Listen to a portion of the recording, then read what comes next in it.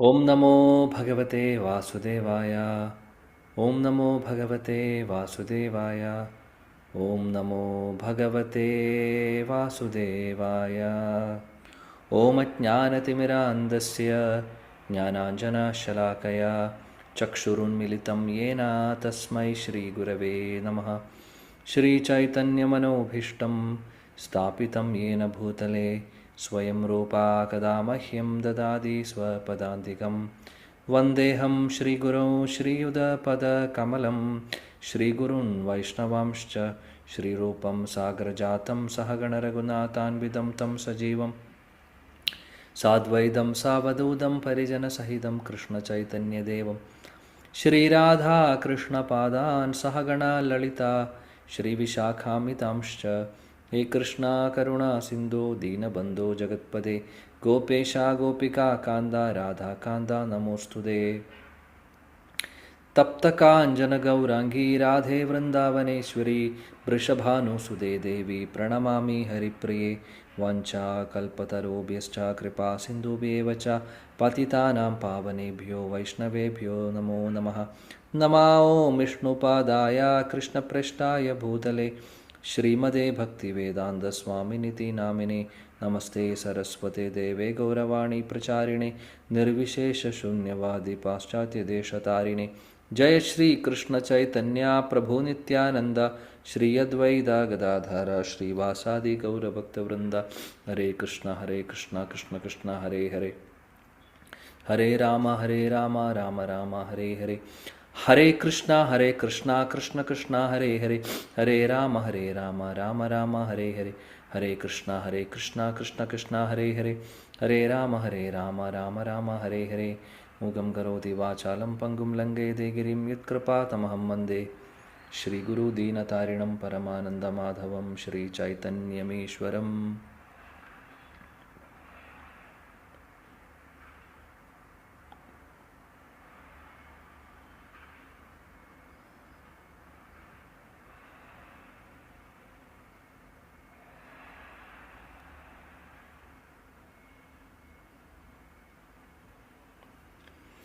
Hare Krishna. So, would like to welcome all of you once again for our study of Srimad Bhagavad Gita. So, we are now in the chapter number 1. We have just started the Bhagavad Gita only. So, but by Krishna's mercy, we are progressing.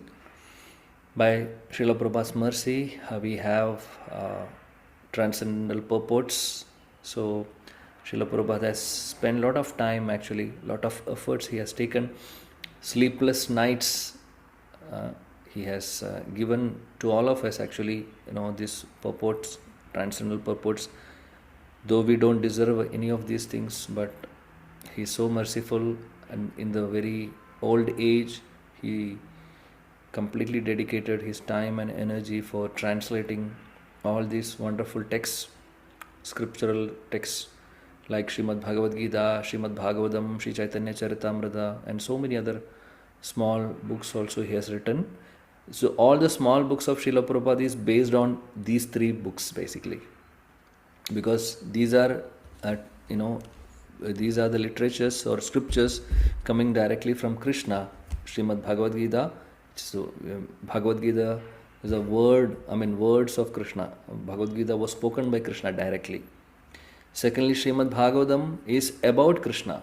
Srimad Bhagavatam has been compiled by Srila Vyasadeva, who is an incarnation of Krishna, and he has compiled Srimad Bhagavatam. And Bhagavatam is about Krishna, and Sri Chaitanya Charitamrita also is an extension, or we can say, is a continuation of Srimad Bhagavatam.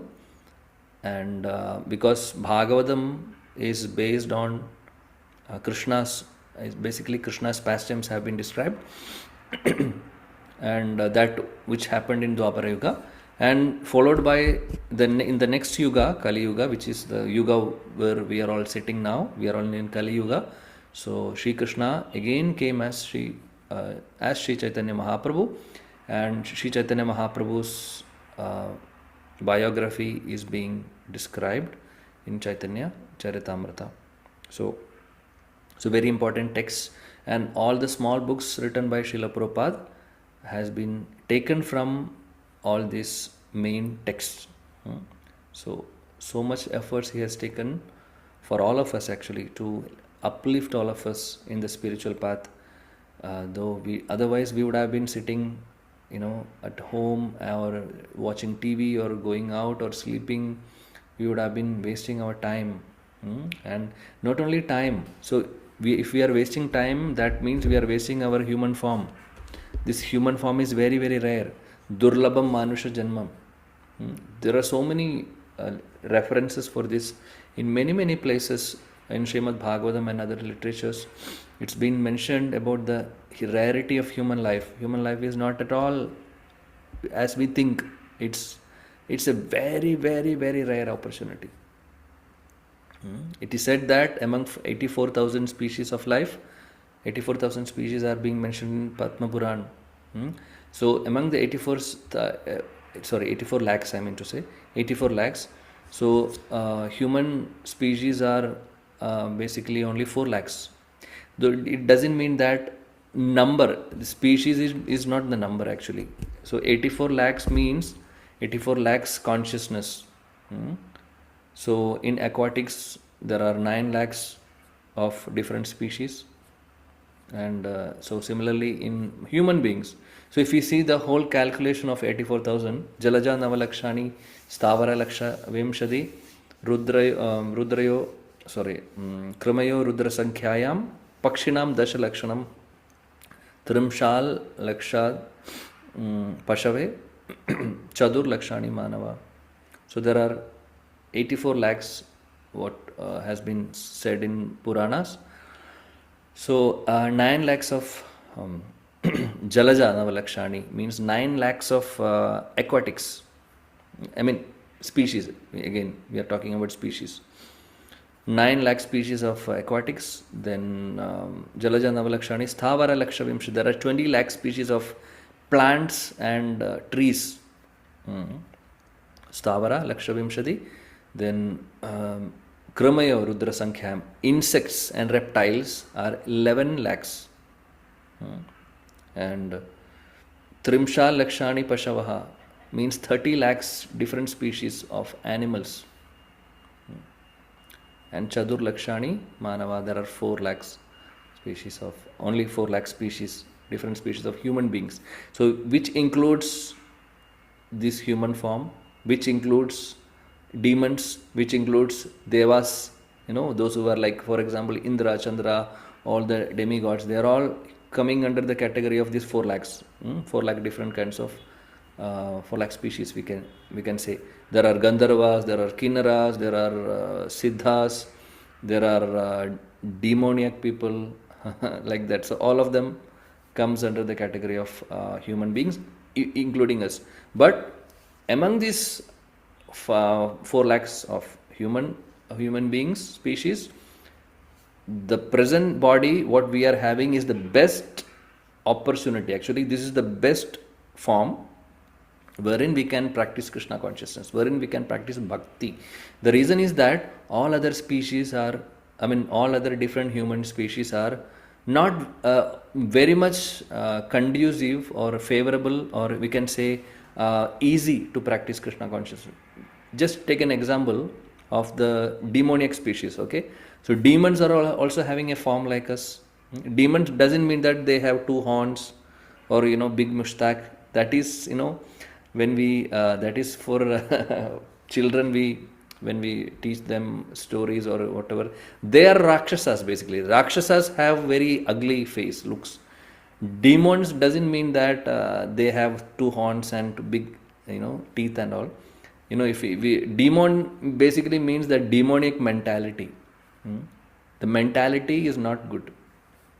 So such people are called as demons basically. So Ravana was a demon. We call him as a demon. And Hiranyakashipu is again a demon we call.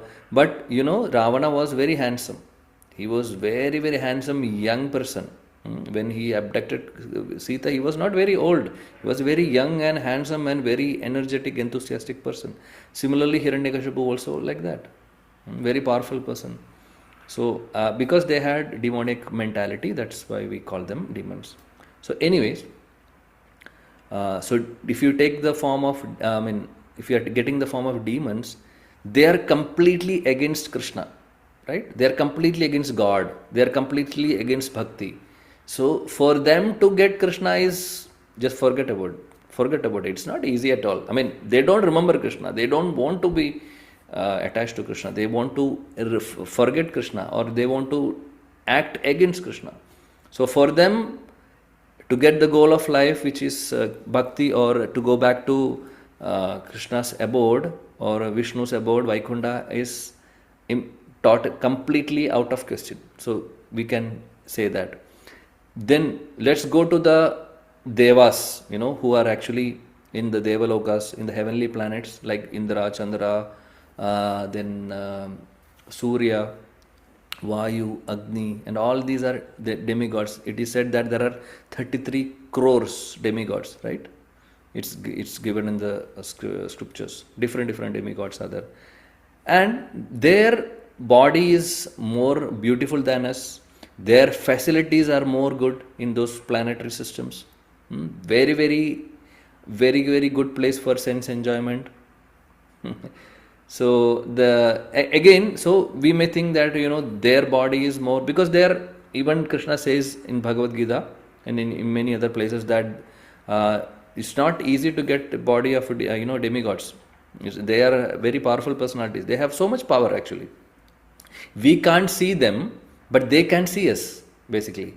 Our senses are not not enough actually to see them, but demigods can see us. They are all watching. In fact, Surya Dev is watching each one of us. When sun is up, he can see everybody. He is seeing basically. And during the night time, when the moon is up, moon god can see us basically. And Vayu is everywhere. Vayu Dev can see whatever we are doing. So all these the demigods are actually Krishna's representatives, and they are seeing what all things we are doing. So they all are witness of our activities basically. So we may be thinking how this karma is we are getting karmas, who is recording it. So all these demigods who can see us, they are all recording us. Oh, this person is doing this. Okay, let us record it. Because they have been assigned by Krishna to watch all of us, That's one thing. So my point is that their body, their facilities, their everything is high class, and their duration of life is also very, very high, very, very high. Our 100 years is their 10,000 years. Their their lifespan is, for example, if our average lifespan is 100 years, for them it is 10,000 years. So too long, right? So like that. But the thing is that, is it conducive for them to practice Krishna consciousness? It's not very much. The reason is that they are having more opulences. They are having more facilities. So because of that, there is a chance there is a chance that they, even though they are all divine, they are all, we say they are all suras. Suras means they are all worshippers of Vishnu. But at the same time, to have that unconditional, unmotivated, pure bhakti in their heart is difficult. The reason is that they are surrounding so many opulences. They are surrounding so many facilities. So if we have so many facilities, so many opulences, there is a chance that we forget Krishna, right? Generally speaking. So it is said in scriptures that for Devas, also not very conducive to practice pure bhakti. We are talking about pure bhakti. Pure bhakti's definition is without any motivation and without any expectation from Krishna, like Krishna give me that, give me this. No, out of love, we are, we want to serve Krishna, we want to make Krishna happy. And whatever he is giving as a prasadam, let us accept it, no problem. But we don't have to, the pure bhakti, it's anya abhilashita shunyam, which is without any abhilash, means without any desire. Only desire for the pure devotees are, may I get more and more service of Krishna. So that is unconditional love, or bhakti, definition of bhakti. So that kind of bhakti, it is not possible for the demons or even the devas to practice. But for human beings like us in this earthly planet, we can practice. The reason is that we are not opulent, we are not having very, so many facilities like devas have, right? And because we are having limited things, and also our condition is like, situation is like, sometimes we are happy, sometimes we are sad. So it is like, like change of seasons, it is going like that. But for devas, it is always, they are always enjoying their senses. But here we are getting sometimes some kicks. The material nature is giving some kicks in the form of diseases, in the form of death, in the form of old age, or different ways. Adi bhautika klesh, adi atmik klesh, adi daivika klesh. Sometimes natural calamities are coming, sometimes tension, stress, sometimes some other living entities are hurting us, like, some animals are biting us, or, insects are biting us. So these are all problems for us, right? So because of that problems, there is a chance to remember Krishna, because we may think, oh, why all these things are happening? I don't know. I don't want to be here actually. Somehow I need to go from here. Is there any place wherein there are no problems? We may start thinking about that. Because of the problems we face here, we are really upset and we are completely, sad. So we may think about Krishna, or we may think, is there any place wherein there are no problems? Then the scriptures are giving answer for that. Yes, there is a place which is called as Vaikunta. Kunda means problems. Vaikunta means the place where there is no problem. There are no problems. It's absolutely zero problems. It's all only bliss and happiness in that world. Then we understand, oh, there is a place like that. So how can I go there? Then people start inquiring. Then they come into the platform of studying scriptures, and in the scriptures it is clearly written what has to be done to go to that place, to that Vaikunta or Krishna Loka.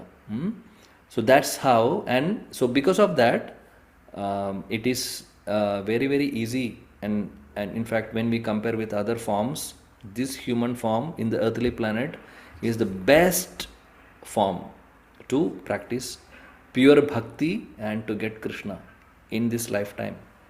It's very conducive. So we should utilize this human form for that. So it's a rare opportunity that we have got. So let us all take it seriously so that we can make this life perfect and go back to Krishna. Okay, so let's begin our discussion. Srimad Bhagavad Gita, verse number 10 of chapter number 1.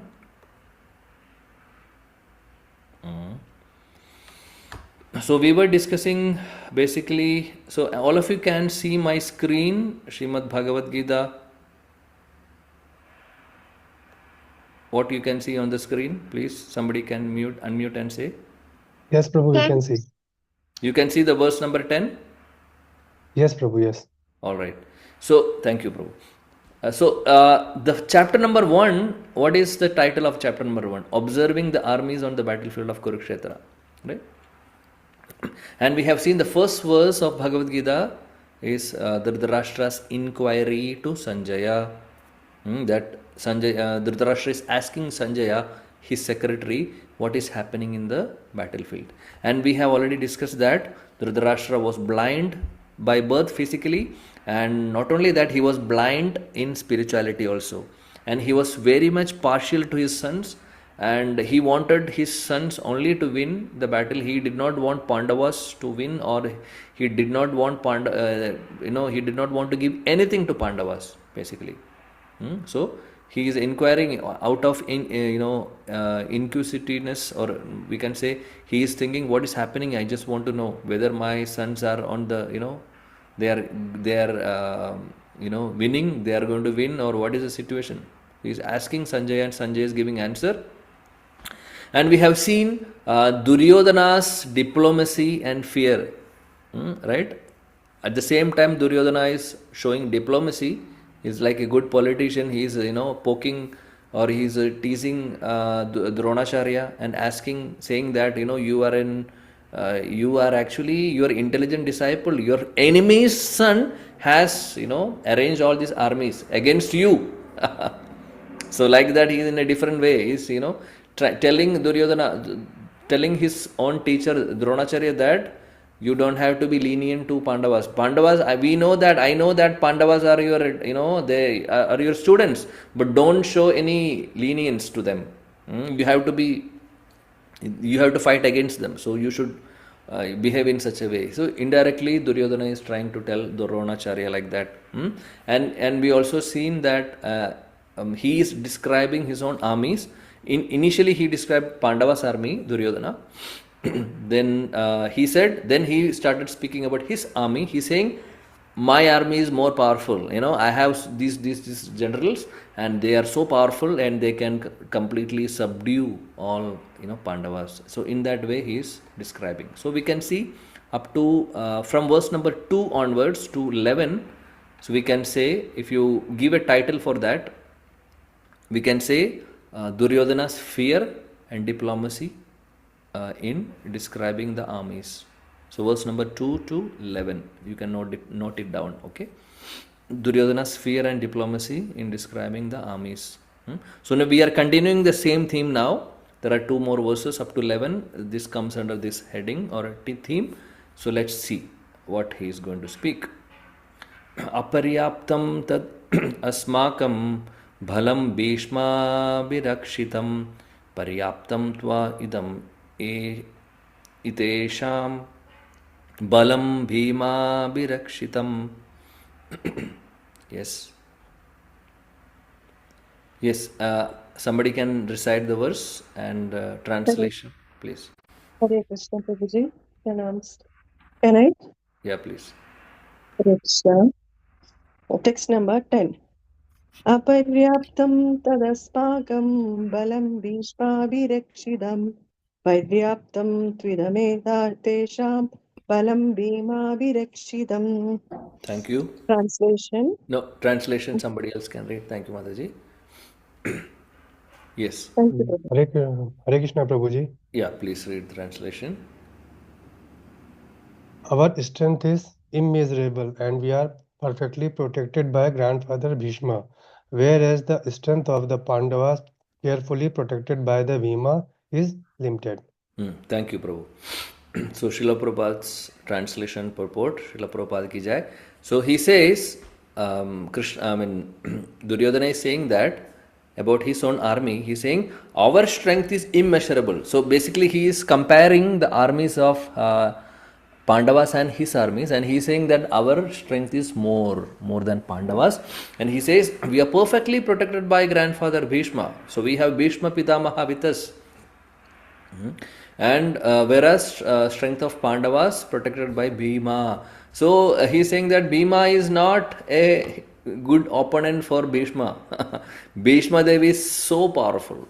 It is true, no doubt about it. In fact, it is said that Bhishma had such skills, Bhishma Dev had such skills that he can fight against 10,000 Arjunas at the same time.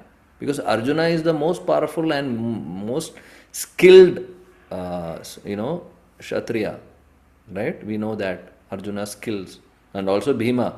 But grandfather Bhishma was such a powerful soldier. He was such a powerful Kshatriya, wherein he can fight against 10,000 Arjunas or Bhima at same time. So that much power he had, and Krishna has given that power and strength to Bhishma. Bhishma is not an ordinary person. Bhishma Dev is a pure devotee. He is a pure devotee of Krishna. Krishna loves Bhishma Pitamaha, and he wanted to teach all of us so many lessons from Bhishma Pitamaha. So that is why he deliberately arranged this pastime in such a way that Bhishma Pitamaha is on the opposite side of Pandavas. But that doesn't mean that he is against Pandavas. Actually, he loved Pandavas very much. And we can see that after Kurukshetra war, what is happening. So many beautiful instances wherein Bhishma Pitamaha is glorifying Krishna.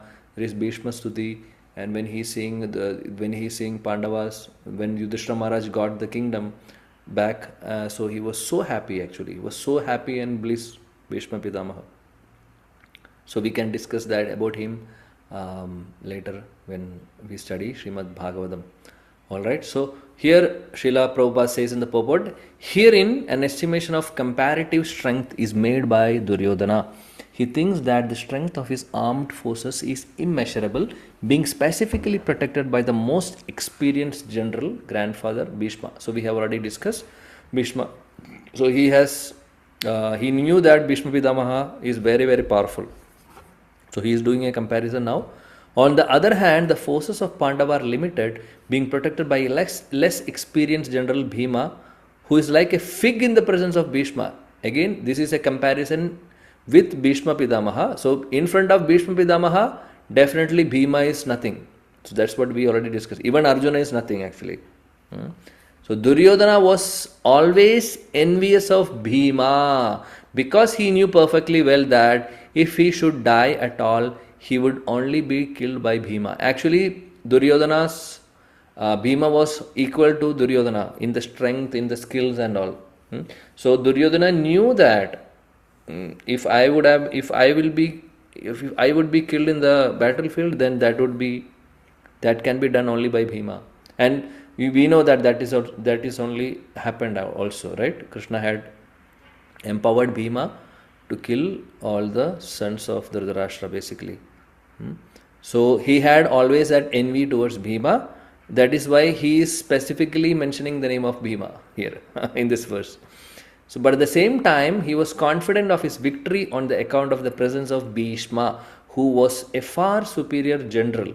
His conclusion that he would come out of the battle victorious was well ascertained. So, basically, by saying all these, Duryodhana is saying that we are going to win the battle. We don't have to worry. We have Bhishma Pitamaha, we have Dronacharya, we have so many other great skilled generals. So definitely this war we are going to win. So he is thinking in that way. Unfortunately, it will not happen also, right? Because Krishna is on the other side. Anyways, so that's Duryodhana's expectation. So let's see one more verse. This verse also we can see comes under the category of diplomacy and describing of the armies by Duryodhana. Okay. Ayeneshu cha sarveshu yatha bhagam avastitaha bhishmam evabhirakshantu bhavanta sarva evahi. Yes, somebody can recite the verse, please. Hare Krishna, Prabhuji. Yeah. Ayeneshu cha sarveshu yatha bhagam avastitha bhismam eva bhirakshantu bhavanta sarva evahi. Thank you, Prabhu. Someone else, please, translation. Hare Krishna, Prabhu. Yes, Rajashri Mataji, please go ahead. Hare Krishna. All of you must now give full support to Grandfather Bhishma as you stand at your respective strategic points of entrance into the phalanx of the army. Hare Krishna, Prabhu. Hare Krishna. Thank you. So here Duryodhana is saying that Bhishma, we have Bhishma Pitamaha with us. So he's such a great general, and so he is saying everybody else that all of you should give support to Bhishma as you stand at your respective strategic points. So everybody has their own points. We know this is not an ordinary war. It is said that crores and crores of people were there participating in this. This is Dharma Yuddha basically. It's not bigger than, it's not like World War I or II, like which happened. Different countries were bombing here and there. So that is all the world wars happened is all because of selfishness. One country is envious of other country, so war.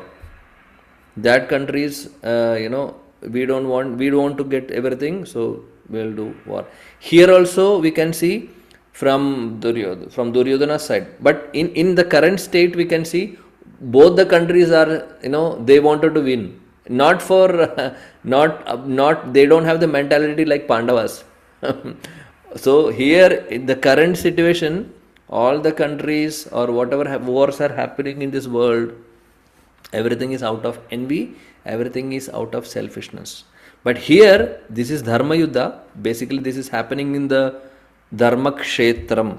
Right? We have already discussed about the importance of Dharma Kshetra, which is a very, spiritually potent place, Kurukshetra Bhumi.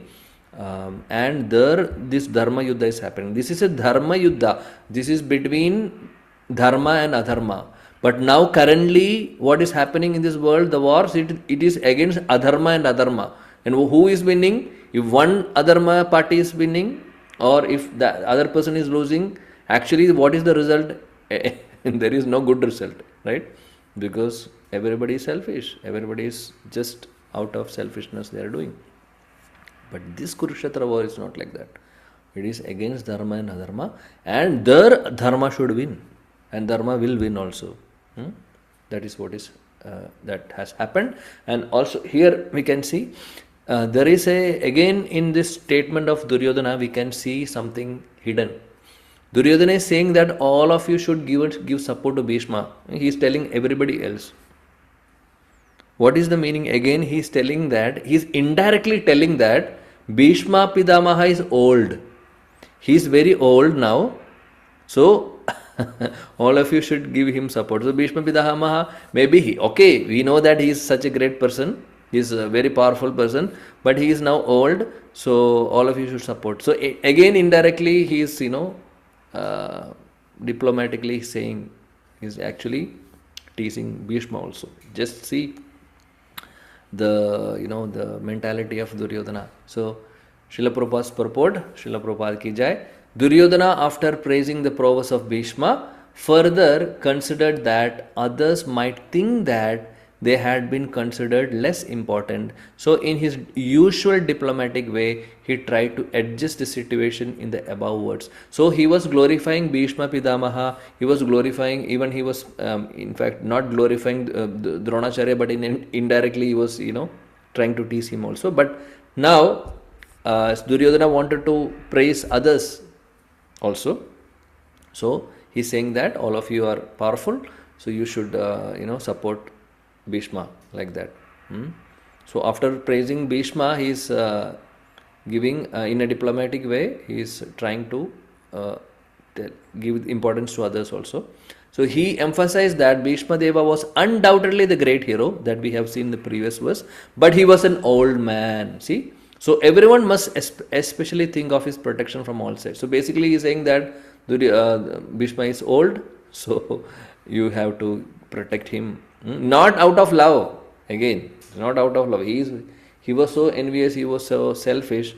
He doesn't care even Bhishma dies or any other soldiers, any other great generals, even Dronacharya. He doesn't matter. I mean, Duryodhana was not having any kind of such affection or love towards them. He had only envy and he had only selfishness. So he is thinking that I should win. That's all. Doesn't matter whatever has happened. But I want to utilize. I want to utilize all these people for my benefit. This is the mentality. This is the demoniac mentality, dear devotees. This is the demonic mentality. So Duryodhana is using everybody for his own selfishness. So very, very important lesson for all of us. There are people who utilize us for their own benefit, and that person is not ready to give that benefit to others. We can see such many demonic mentalities maybe in our offices also, or in many other places, wherein they want to get some name, fame, recognition. So they use everybody's skills, everybody's talents, or everybody's support, but just for them to get some name, fame, or whatever, some benefit. And if they are getting some name, fame, recognition, are they ready to share that with others who has helped that person? No, the person is not ready. So that is Duryodhana's mentality. So we can remember always. So this is Krishna consciousness. Whenever we see such situation in our life, maybe in the office or maybe in wherever we are. So we can always think, okay, we can relate that somehow to scriptures. So we can be always Krishna conscious. So we can see, oh, this demonic mentality. So Duryodhana was like this, right? He was also, for his selfishness, he is utilizing everybody, but not sharing the glories to, or sharing the benefit to others. So he is having Duryodhana mentality. So we are not criticizing anybody in that way, but at the same time we can think about Kurukshetra war, we can think about Bhagavad Gita at that time. So we can be Krishna conscious in any situation, by the way. Okay, so here he says, yeah, the enemy might take, so he says he might become engaged in the fight and the enemy might take advantage of his full engagement on one side. Therefore, it was important that other heroes not leave their strategic positions and allow the enemy to break the phalanx. So, Duryodhana was reminding that everybody should be in the strategic position, at the same time should not give an opportunity for the opposite party to enter into or break the phalanx of the army. So Duryodhana clearly felt that victory of Kurus depended on the presence of Bhishma Deva. He was confident of the full support of Bhishma Deva and Dronacharya in the battle because he knew well that they did not even speak a word when Arjuna's wife Draupadi, in her helpless condition, had appealed to them for justice while she was being forced to appear naked in the presence of all great generals in the assembly. Although he knew that the two generals had some sort of affection for the Pandavas, he hoped that these generals would now completely give it up as they had done during the gambling performances. See the confidence of Duryodhana. Duryodhana is thinking that Bhishma Deva and Dronacharya, they will be definitely doing their best to subdue or kill the Pandavas. He had confidence because of the previous situations. So we know that what happened in the gambling match, and after the gambling match, in fact, Yudhishthira Maharaj was forced to participate in gambling match. So as a Kshatriya, he had to do that because that's a dharma. If somebody is challenging somebody, it's a duty of Kshatriya to accept the challenge basically. So he did that and he lost everything, including his wife. So Draupadi Devi was asked to appear naked in the presence of all these lusty, dull-headed people of Kuru, like who are all followers of Duryodhana, Karna, Duryodhana, Dushasana, and so many others. It is said that lakhs of people were there basically. So just think about that helpless situation of Draupadi Devi. Draupadi Devi is a pure devotee of Krishna. Draupadi Devi is Krishna's very, very dear friend. Very, very dear. They were very close actually. So, teaching all of us so many lessons in this, in this pastime basically. So Bhishma Pitamaha did not speak any word during that. Draupadi Devi was crying for help. She was asking Dronacharya to help. She was asking Bhishma Pitamaha to help. She was requesting her husbands to help. Nobody was speaking a single word. So, because of this situation, Duryodhana was thinking that now also, Bhishma Pitamaha and Dronacharya will not have any soft corner to the Pandavas because they did not speak any single word. They did not do anything to protect Draupadi. So they will be with us only and they will help us to fight against the Pandavas. He had that confidence.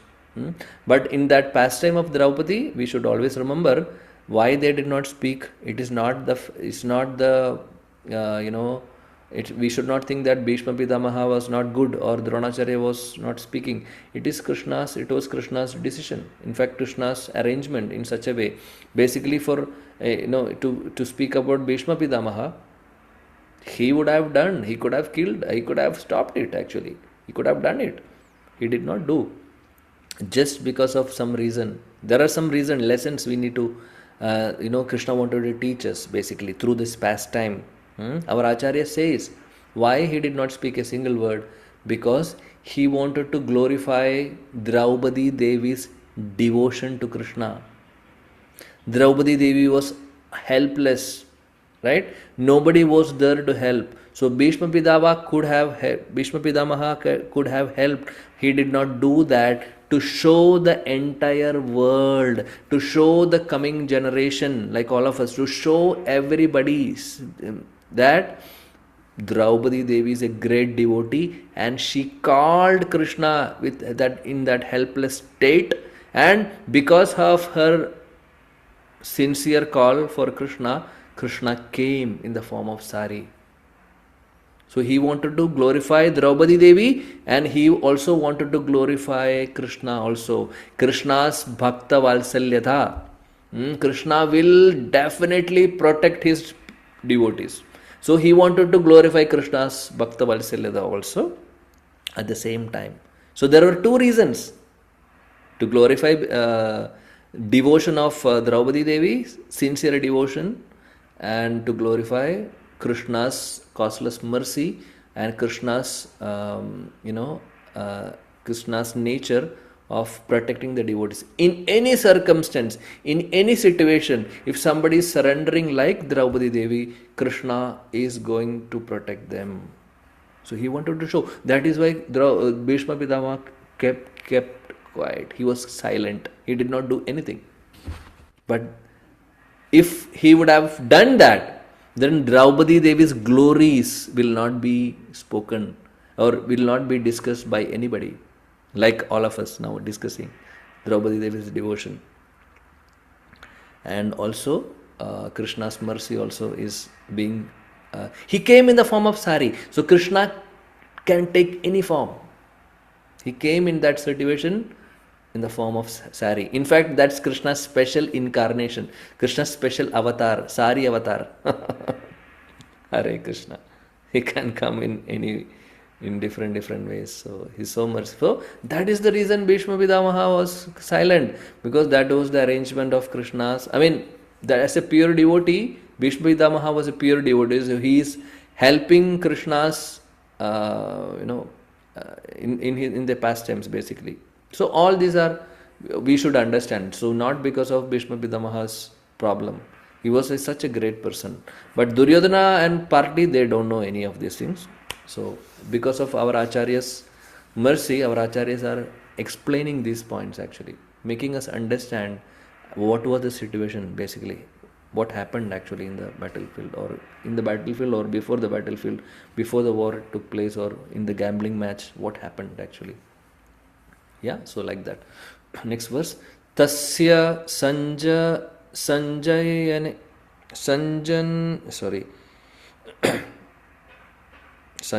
okay. Tasya Sanjayan Harsham Kuru Vriddha Pitamaha Simha Nadam Vinadyochai Shankam Dadmo Pratapavan. Yes. Someone can recite the verse, please. Hare Krishna. Tasya sanjanayan harsham kuru vriddha pitamaha simhanadam vinadevache shankam datmo pratapavan. Hare Krishna Mahaprabhu. Thank you. Someone please translation.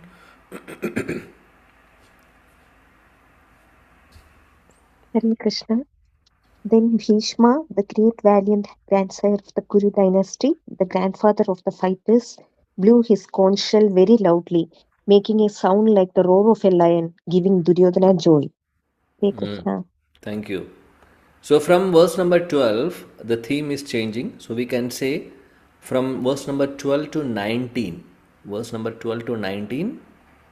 we can see blowing of conch shells, blowing of shank by different personalities actually. So that is the theme from verse number 12 to 19.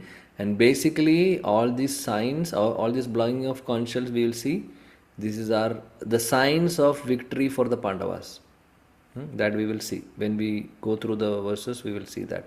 Basically, all these blowing of conch shells are signs of the victory for the Pandavas. Okay, so here, here it said, then Bhishma, so Bhishma is basically blowing the conch shell first.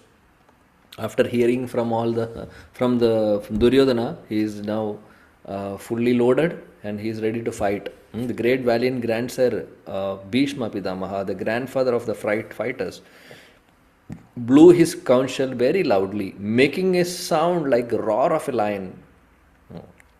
So, like a roar of a lion, that conch shell was blown, and that gave Duryodhana joy. Duryodhana heard the conch shell, and hearing the conch shell, he understood that now Bhishma Pitamaha is in full swing, full fire, fired up.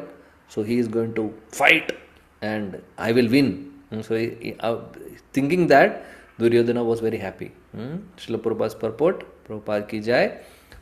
The grandsire of Kuru dynasty could understand the inner meaning of the heart of the grandson Duryodhana, and out of his natural compassion for him, he tried to cheer him by blowing the conch shell very loudly. So Srila Prabhupada is saying that, Bhishma Pitamaha knew that what Duryodhana wanted. So okay, let him take some, let him take some joy. Anyway, he is going to lose the battle, but now let him take some joy. So like that, let him enjoy now. After some time he is going to cry. So now let him enjoy. So Duryodhana, our Bhishma Pitamaha is making Duryodhana happy now. Indirectly, by the symbolism of the conch shell, he informed his depressed grandson Duryodhana that he had no chance of victory in the battle because the Supreme Lord Krishna was on the other side, but still it was his duty to conduct the fight and no pains would be spared in that connection. So basically, Bhishma Pitamaha wanted to convey to Duryodhana that, you are not going to win. We are going to lose the battle, no doubt. Because Krishna is on the other side. Supreme Lord Krishna is on the other side. So anyway you are going to lose it.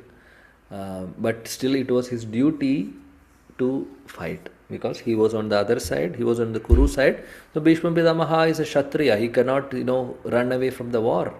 So he was ready to fight out of duty. And as a matter of Krishna's, in fact we can say that that's Krishna's arrangement also. Bhishma Pitamaha knew that Krishna wanted me to fight against the Pandavas and teach so many lessons to all of us. Like one lesson we discussed about, when Draupadi Devi's pastime.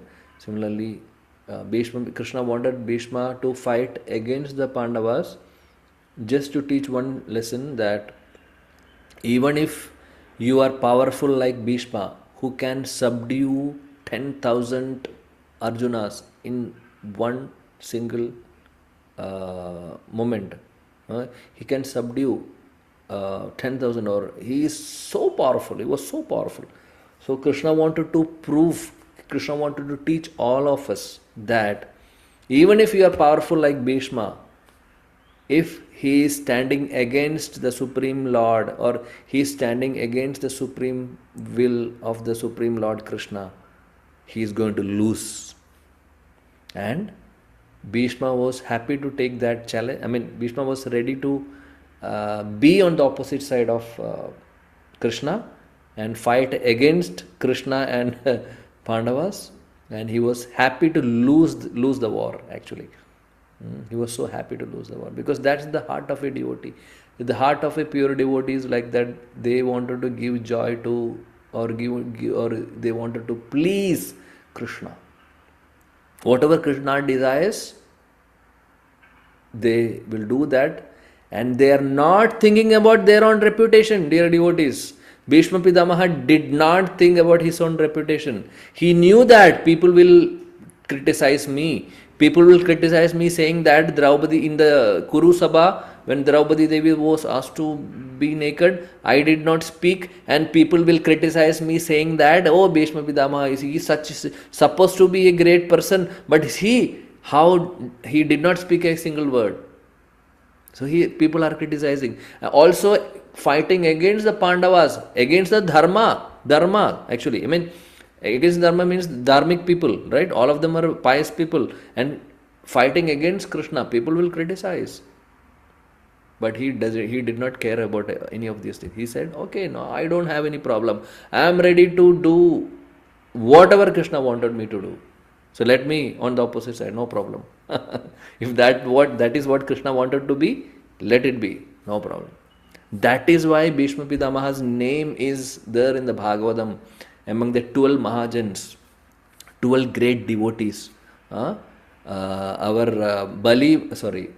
Yamaraj is speaking in Bhagavatam about 12 great personalities of the in the entire creation basically. Swayambhu, Narado Shambhu, Kumaro, Kapilo, Manu, Prahlado, Janako Bhishmo, Balim, Vaya, Sakhim, Vayam. There are 12 Mahajans being said by Yamaraj. He is explaining to his disciples. There are 12 great personalities who are pure devotees. He says Swayambhu from Brahma, Brahmaji, Narada, second Mahajan. So Brahmaji, Narada, Shambhu, Mahadev, Shambhu Mahadev, Shiva, Lord Shiva, Narada, Shambhu, Kumara, the 4 Kumaras, Kapila, Lord Kapila, Kapila Muni, Manu, Swayambhuva Manu, then Prahlad Maharaj, Prahlad Janaka Maharaj, Sita Devi's father, then Bhishma Pitamaha, our Bhishma Pitamaha's name is there, Janaka, Prahlada, Janaka, Bhishma, then who is that? Next. Bali Maharaj, Bali Maharaj, another Mahajan. Balim, Vaiyasakhi is Shukadev Goswami, who is speaking Srimad Bhagavatam to Parikshit Maharaj. And then Vayam means myself. So finally Yamaraj is saying, I am also included in the 12 Mahajan because Yamaraj is such a great devotee. So these are the 12 Mahajans. So we can see all these great personalities are there mentioned in Srimad Bhagavatam by Vyasadeva, saying that these are great personalities. I mean, they are pure devotees, Mahatma, and Bhishma Pitamaha is one among them. Okay, let's do one more. Let's see this small verse. We'll see. Tata shankascha breyascha Panavanaka gomukhaha sahasvevabhya ahanyanta sa shabdastu mulo bhavat. Okay, somebody can read. Sorry, recite. Hare Krishna, Prabhu. Yeah. Hare Krishna. Tadashangascha vedyascha panavanaga gomukaha sahasaivaabhyahanyanta sashabdastu mulo bhavat. Hare Krishna. Thank you. Translation. Yes, somebody please.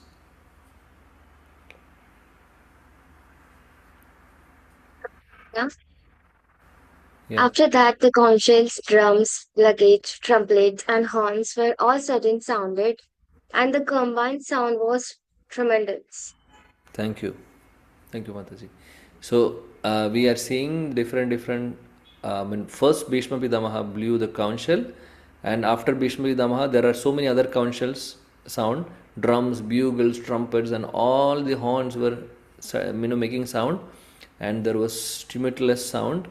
And Duryodhana is thinking, yes, I am going to win the battle. So he is thinking in that way. Let's see one more verse. Tada sveter hayer yukte mahati syandane stito madhava pandavasyaiva divyo shanko pradat matuhu. Yes. Can read? Recite, please.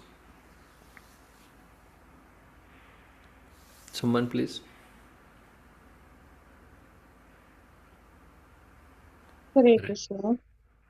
Yeah. तदा श्वेदे त्रयैर्युक्ते महती सृन्दने स्थितौ माधवा पाण्डवैश्चैव दिव्यो शङ्खो पृथक् मधुः. Hare Thank Krishna. Hare Krishna. Thank you. Somebody please translation. Hare Krishna, Prabhuji. Yeah. On the other side, both Lord Krishna and Arjuna, stationed on a great chariot drawn by the white horses, sounded the transcendental conchshells. Thank you, Prabhuji. So on the other side, so now we have seen on the Duryodhana side the previous verses, right? So Bhishma Pitamaha blew the conch shell. So many others generals also blew the conch shell. So many sounds of drums and kettle drums. So many things are happening. Here on the other side, Krishna, Lord Krishna and Arjuna, both of them blew the conch shell. So that is being said in the next verse basically. So here it is mentioned transcendental conch shell because it is Divya Shankha. Divya Shankha. In the verse it is said Divya Shankha. And Krishna's and Arjuna's chariot is drawn by the white horses. And Krishna is the chariot driver. Arjuna is in the chariot. So Krishna has taken the position of a driver for his pure devotee. So that is the mercy of Lord Krishna. He is ready to do anything for his devotees. He is ready to do anything for the devotees. He is ready to take any position to make his devotee happy. So that's the mercy of Krishna. We are not ready to do anything for Krishna. We wanted to make ourselves happy, right? We wanted to make us, we want to enjoy. So we are all only thinking about ourselves. But Krishna is thinking about his devotees. So we don't understand the mercy of Krishna. He's so great. He's so glorious. We can't speak. We are not eligible or not eligible. We are not called. We don't have capacity to glorify Krishna also. His mercy is unlimited. Okay, purport by Srila Prabhupada. In contrast with the conch shell blown by Bhishma Deva, the conch shells in the hands of Krishna and Arjuna are described as transcendental. So here it's Divya Shankar is mentioned, right? Very specifically Krishna and Arjuna's conch shell. The sounding of transcendental conch shells indicated that there was no hope of victory for the other side because Krishna was on the side of Pandavas. So from this conch shell, both of them blew transcendental Divya Shankar, and the sign was that definitely the victory is going to be with Pandavas because Krishna is with them. Jayastu Panduputranam Yesham Pakshe Janardana, because Panduputras will win the battle because Janardana is on their side. Krishna is on their side. Victory is always with persons like the sons of Pandu because Lord Krishna is associated with them. This is the underlining point for all of us. Victory will be always with persons like sons of Pandu. So if we are virtuous like Pandavas, if we are pious, if we are devotees like Pandavas, and if then Krishna is going to be with us, and then there will be victory. Otherwise, we will be failing. If we are against Krishna, like Duryodhana, we will be failing. We will be failing always. And whenever and wherever the Lord is present, the goddess of fortune is also there, because the goddess of fortune never lives alone without her husband. So all the victory, all the opulences, all the everything will be there. The goddess of fortune is Lakshmi. So Lakshmi Pati is Krishna. So wherever Krishna is there or Vishnu is there, Lakshmi is there with them, with him, right? So when the Lord is present with the Pandavas, so definitely goddess of fortune is with the Pandavas, and victory will be with them only. So goddess of fortune is the fortune, who is going to win. So definitely the fortune, fortunate situation will come only to Pandavas because of goddess of fortune is with them. Why? Because Krishna is with them. That is the reason. Therefore, victory and fortune were awaiting Arjuna, as indicated by the transcendental sound produced by the Conchshells of Vishnu or Krishna. So that's the sign, that's the transcendental Shankh, that sound coming from that divine Shankh. That's the sign for the victory for Pandavas, because Krishna is with them. Besides that, chariot on which both the friends were seated had been donated by Agni, the fire god, to Arjuna. So another speciality was that chariot was been donated by Agni Deva. Agni Deva is a fire god, we know. So he is a demigod. He has given this gift to Arjuna. So that chariot was so powerful, because demigod Agni is a powerful person. So his all power is also there with the chariot, and this indicated that the chariot was capable of conquering all the sides wherever it was drawn over the three worlds. So this chariot was not an ordinary chariot, very, very powerful chariot, and capable of conquering all the sides. So this chariot was also very, very special, which Arjuna was present and Krishna was driving that chariot. Hare Krishna. All right, so let's stop here in the verse number 14. Krishna willing, we will continue from verse number 15 in the next class.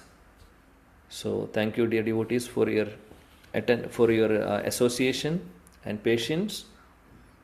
I hope our study of Srimad Bhagavad Gita will help us in understanding the philosophy, and at the same time inspire us to practice Krishna consciousness, bhakti, pure devotional service in our life, and chant Krishna's names, and study more and more scriptures, and read and absorb in Krishna Leela, Krishna Bhakti, Krishna consciousness in devotional service. May Krishna bless all of us.